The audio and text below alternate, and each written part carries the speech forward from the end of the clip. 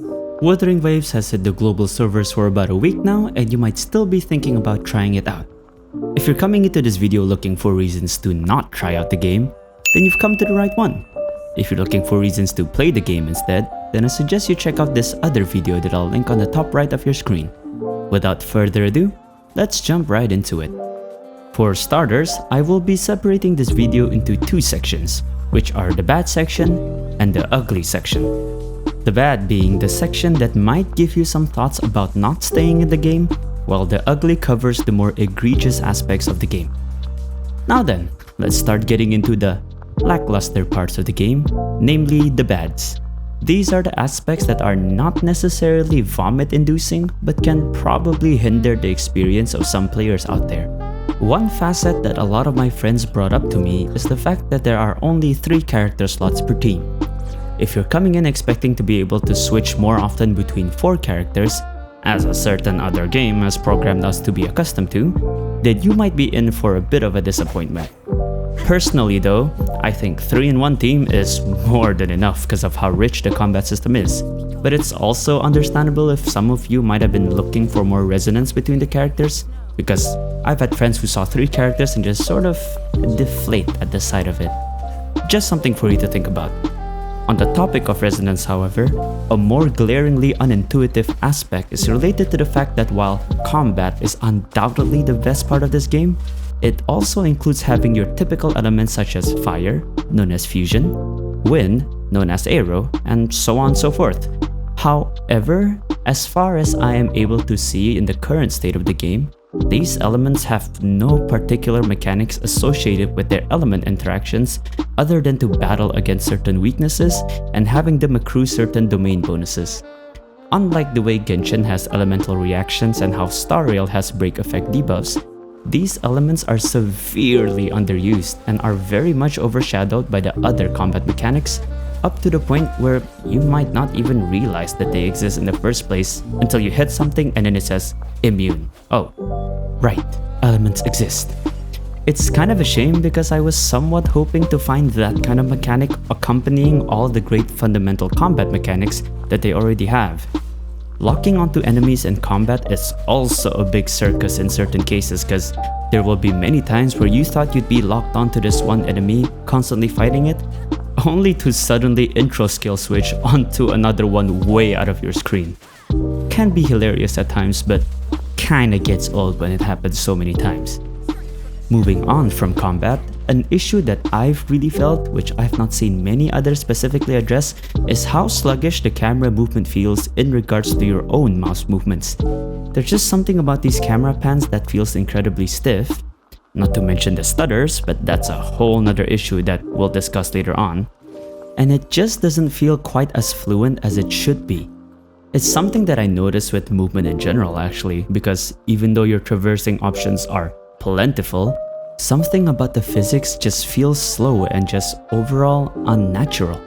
It kind of feels like gravity is on steroids. Again, your mileage might vary for this particular aspect, so I'd take it with a grain of salt. Tutorials also have their own share of funny faults. Some parts of the initial introductory section of the game kinda speeds through certain fundamental mechanics that should really be emphasized a bit more than how the game had placed it, leading to some moments where I honestly don't know what to press or to do. Now, I know that this is also the game's attempt to not be too hand-holding with the players, but there are just some aspects that you really shouldn't glaze over, considering the fact that some of the mechanics that you are showcasing might be exclusive or done in a way that is exclusive to your game. Remember, as much as we want to assume we know what we're doing, it's always safer not to. But funnily enough, there are also some other parts of the tutorial that are probably a bit too handholdy for the players, such as the dodging tutorial realm. It's just funny to consider the number of times of this kind of thing happening where I've already dodged the attack on my own timing, only for the game to input the slow-mo feature for me to dodge on their timing. And then not counting the dodge I did before that because I did it literally a millisecond before they asked me to. Oh, and I'll talk a little bit about the music. I'll just say that it's more Tower of Fantasy level of music. And there's this weird bug recently that came out from a new patch where music just disappears, or any sort of ambient sound kind of just disappears. So Kuro's probably gonna have to look at that very soon.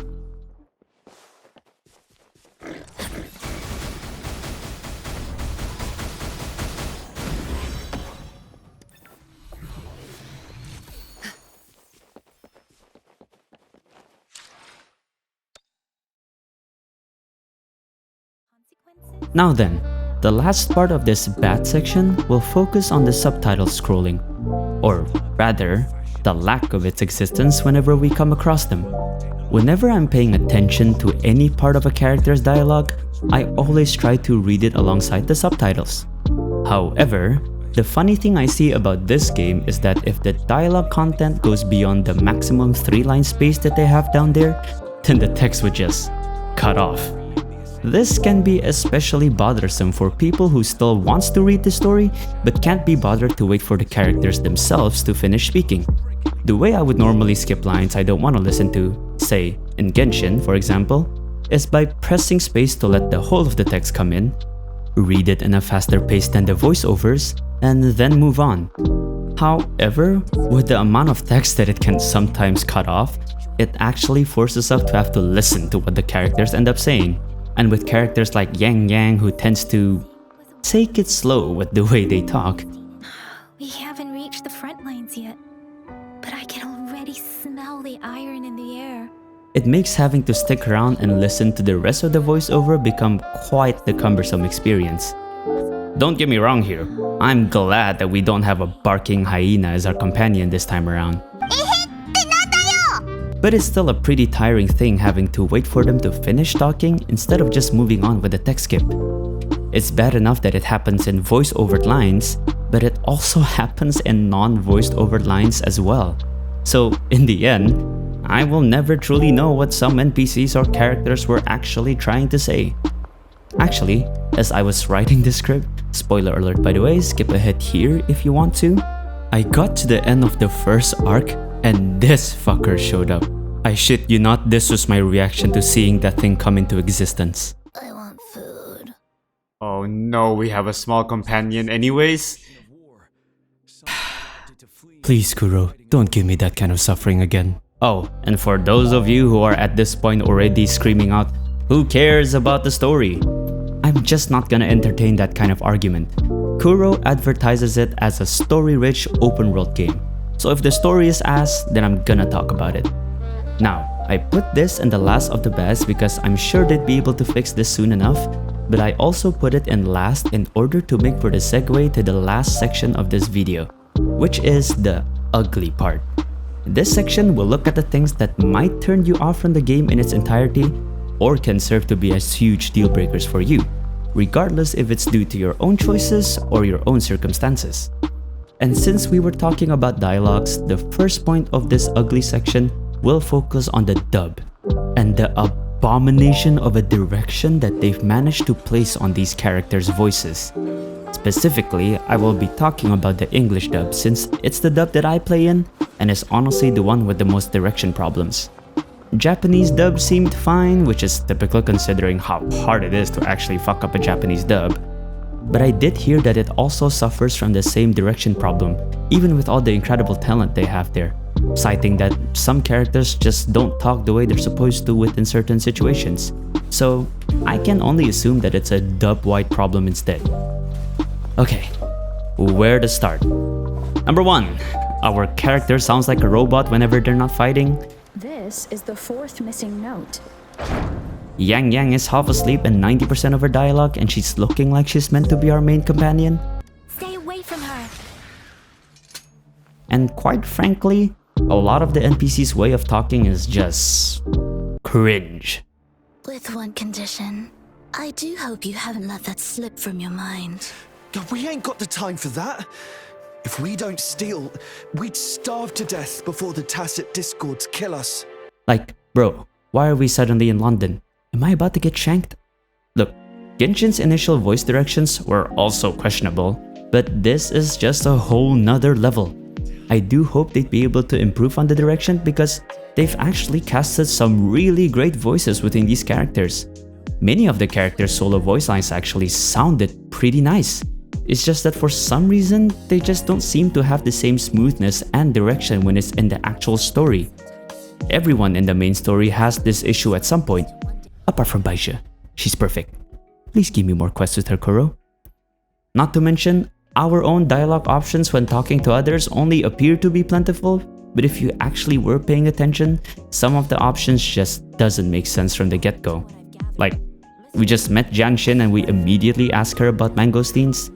And moreover, she hasn't even introduced herself to us or mentioned her name to those officers, and we've already called her by her name. Some other times, it seems as if the other characters forget that we have amnesia and just casually ask about events or certain aspects that came from years ago. There's still a lot of inconsistencies that they're gonna need to flesh out because even I've managed to notice quite a few of them already. Inconsistencies are also far from being the story's biggest issues. The pacing of the story is absolutely horrendous. By that, I mean the fact that it doesn't take less than a couple of minutes before we kept on getting thrown all these unfamiliar words, terms, and events without having a clear indication of what those particular things were referring to. One of the first few lines in the game was, "The etheric sea is converging. It seems a new tacit field is taking shape." I honestly had to wince a bit, because these are not lines that were then immediately followed by, "That's a tacit field, and that's what the etheric sea is." No, we ask what they mean, and all we got is, "Oh." That means it's probably gonna get dangerous here soon. Nice. That totally explains what that is. And even now, as I've cleared the last of the first story arc, I still don't know what the etheric sea is.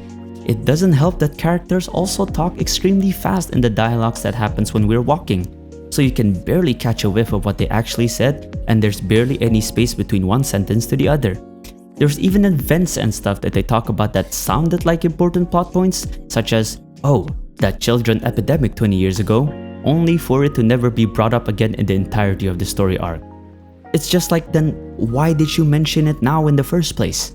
And I get it, a lot of you will be trying to defend this by going, "Oh, other games like Genshin does this too, why is it not a problem there for you?" Well, it was a problem for me, but also because in Genshin, they were using words that any gamers would be familiar with regardless of the game they are playing. Elements, skill, statues, and all that crap. They only started using the more ridiculous terms once players are settled into the game. Meanwhile, I was supposed to learn the game while remembering which one is Forte, which one is Resonant Skill, and Liberation. It becomes a headache real quick. Thankfully, they seem to have really toned it down once you get past the first act, but it's still a problem regardless. And last but most definitely not the least, the most egregious part of this game is the ecosystem. Lord, the amount of RNG that you have to go through when you farm for these things gave me a backache thinking about the amount of farming I'll have to do for the endgame. Sure, it's great that they decided to have it farmable from enemies instead of domains, and it doesn't cost you stamina. But they then circumvent the lack of restrictions with so many obstacles when you try to go for a good piece. To get to the 5-star Echo drops, you first need to get to Databank level 15. Databank, by the way, is kind of like another part of Genshin's AR levels, which is fine and all, but the Echo drop rates from normal enemies remain at 20% till the very end, while you only get guaranteed enhanced drop rates from the bosses at Databank level 20. There's a cost limit to the type of echoes you can put on character, and this cost remains stuck at 12 from Databank level 9. So you're gonna have to use some of those lesser costing echoes, which might restrict you from the type of stats you'll be able to get for that specific echo. Although it is to say that you can get 5 substats for each of those echoes, but in my eyes, it's looking very much like you're either gonna get something real good to use, or just absolutely dog water subs to the point where you question your existence. They also have more substat like types. That's even more things you can lose to when you're trying to roll for your stats. Man, fucking RNG, the bane of my existence. Now you guys might be wondering, am I being unfair? Am I being too nitpicky? Am I favoring Genshin way too much in some of these comparisons? Well, for one, this is a don't play video, so it's all gonna be criticism in these lands. But number two, it's exactly because Genshin, Tower Fantasy, and all these other games existed that I can't exactly let Kuro off the hook with some of the fundamental mistakes that they do in this game, seeing as Genshin and all those other games had screwed some of it, if not most of these things themselves. Now, regardless of whether or not Kuro actually made this game to compete with like Genshin, they really should have taken the cons of Genshin's initial builds and made sure that it didn't repeat itself in their own game. Genshin didn't really have a blueprint to follow since they were kind of the pioneers of this open world gacha genre, while Kuro has someone to follow, so they should have done their homework and really eliminated a lot of the fundamental problems that exist now. I haven't even talked about optimization issues, but I'm willing to give them a free pass there because these things are to be expected when you launch such a big live service game with hype that accrued over 30 million pre-registered users. That being said, for a game that's supposed to be optimized for mobile as well, they have so many egregious problems for low-end devices, and it actually causes people to not even bother trying to load up the game someday. And I'd also rather not have my file integrity checks take 200 literal days to complete and be stuck in an endless loop of the game's launch screen, among other myriad of problems. Point is, they started developing right around the time Genshin had been released, so they had ample time to actually look at what Genshin had done wrong and make sure of its absence in the initial build of Wuthering Waves. But they didn't, and they even caused some of their own problems, so I'm not shy about giving them crap about it. If I gave crap about it to Genshin or any other games before, then I will most certainly give it to Wuthering Waves. They don't get a free pass just because they've been released. They were in development for 4 years and they had ample closed beta time to make sure they go through these fundamental issues and take them out of the game before release. Right, and that's about all I have to say for those who are looking for reasons to not play this game. Honestly, whether it's this game, Genshin, Tower of Fantasy, or whatever other gacha you want to debate about, just play it if you feel like it's interesting. As a longtime Genshin player myself, I for one am just happy that I have another game to play whenever Genshin is within their downtime. If things are slow in Genshin, then I have Surreal and Wuthering Waves to play, and if things are slow in those other games, then I'll have Genshin to play. It's just a win-win for me, so... Of course, I do believe that most of the things that I mentioned in this video will be something that Wuthering Waves will have to work on, but that's just the point. They're gonna work on it probably. They're good developers, and let's be honest, Genshin had all these issues before and they've managed to work through it, albeit they're still lacking in some department, but hey, we'll just let these two develop at their own paces and we'll let it be, you know? All in all, I do think that this is a game that you should at least give it a try instead of outright skipping it. Of course, no one will be able to guarantee if you would want to stay, but at the very least, you'd be able to get a taste of how the game truly feels like and can make a decision to leave or stay based on your own experience. If you feel as if I didn't cover enough of a particular topic in this video, then you might want to check out the other video discussing the pros of this game instead. Maybe I talked about said topic much more extensively in it, and if you still haven't found it there, then maybe consider leaving that thought in the comment section down below. Thank you for making it this far and giving the video a watch. Hopefully it helped you decide on whether or not you'd give this game a try. A like would be appreciated and good luck with your gacha endeavors regardless of which of them you play. Until my next video, my name's Leafy, and I'll see you folks next time. Sayonara.